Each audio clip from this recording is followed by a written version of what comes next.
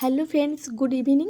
আর আজ আমরা যাব মলে কিছু জিনিস শপিং করার জন্য। তো চলো, বিকালবেলাতে হাঁটতে হাঁটতে দুজনে বার হয়ে পড়েছি।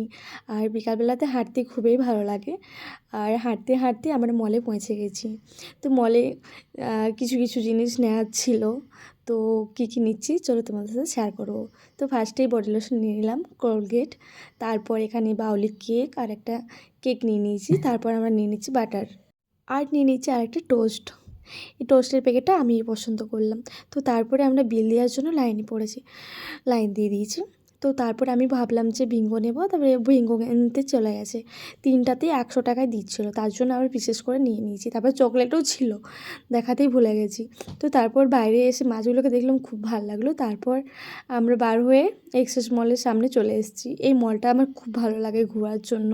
তো তারপর ওখানে পাস্তা আর ব্রেড আমরা এই এক্সেস মলে স্পেন্সারে নিয়ে নিলাম। দুটো জিনিস মিল করে আমরা বার হয়ে গেলাম।